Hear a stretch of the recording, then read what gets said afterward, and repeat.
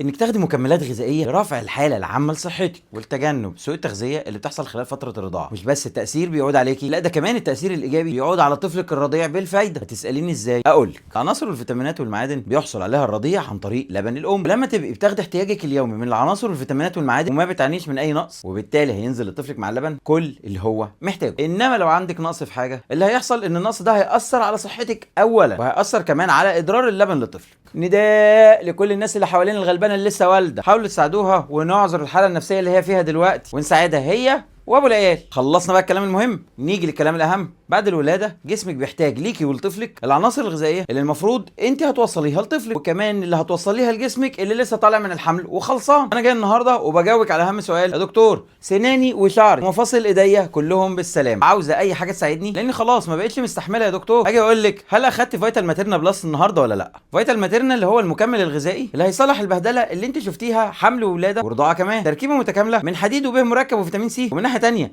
زنك ومغنيسيوم وايودين، ومن ناحيه ثالثه اوميجا 3 وفيتامين د وفيتامين اي كمان. ده غير مكونات تانية كتير في التركيب، مجموعه الحديد والبي مركب والفيتامين سي اللي بنتكلم عن انيميا ومجهود ضعيف والتركيز الوحش والاعصاب كمان ما بقتش كويس، وشهيه سيئه بيزودها حمل وولاده ورضاعه. الحاجات دي كلها لازم تتعالج ضروري. ومجموعه الزنك والمغنيسيوم والايودين دي العناصر النادره اللي الجسم محتاجها، وظائف الكبد والغده كمان، والجسم ما بيكونهاش ولازم نحصل عليها من مصدر خارجي بتركيزات تناسب الحاله العامه اللي انت بتمر بيها. وكمان مجموعه الفيتامين د والفيتامين اي والاوميجا 3 لصحه الجلد وتكوين الكولاجين الطبيعي للعظام والمفاصل، وكمان لرفع المناعه ولزياده التركيز بالنسبه لك وبالنسبه للنون الصغير، وكمان لجهازك العصبي. كل ده واكتر وفوائد تانية اكتر جسمك هيستفيد بيه لما تسمعي الكلام اللي بنقوله كل يوم، وتقومي تاخدي جرعه النهارده من فيتامينات فيتال ماتيرنا بلس، عشان ما عندناش اغلى منك ولا من النونو. كمان احسن حاجه توفريها لطفلك هي صحه ماما لما تبقى كويسه. معنى ان انت تبقى كويسه يعني تاخدي اللي جسم حضرتك محتاجاه من الدعم النفسي والدعم الغذائي كمان. بعد الولاده قمت بالسلامه، المفروض ان احنا كلنا موجودين عشان نساعدك ونعمل لك سبورت، واننا كلنا نقف جنبك عشان تعدي المرحله الاولانيه، الا وهي مرحله التعود انك بقيتي ماما خلاص. هتاخدي بالك من نفسك، هتاخدي بالك من صحتك، هتاكلي وتشربي وتظبطي مواعيدهم حتى لو النونو نايمك 6 الصبح، وانتظمي على كبسوله من فيتال ماتيرنا بلس بعد الاكل كل يوم، هتشربي معاه ميه كتير واستمري عليه. هتساليني لحد امتى؟ اقل حاجه اول 4 شهور بعد الولاده، عشان نقدر نعوض المخزون اللي ناقص عندك يا غالي سبب حمل وولاده ورضاعه وكمان سوء التغذيه اللي عندك كمان، وده اقل حاجه. بس لو انت ماما شاطره تزمع عليه بعد كده وانت الكسبانه يا ست. انا كل ده بتكلم عن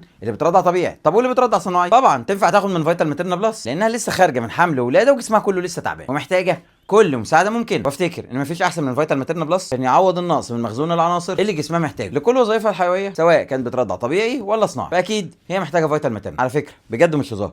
شفتوا بقى ازاي خلي العيال بيكلمكم على حاجه مهمه ليكم ولاطفالكم اثناء فتره الرضاعه ومكملين بيها لحد بعد الرضاعه كمان؟ زي ما انا ما قصرتش معاكي في النصيحه، فانت ما تاثريش في صحتك واسمعي ونفذي النصايح واعملي الصح، وانا خلي العيال.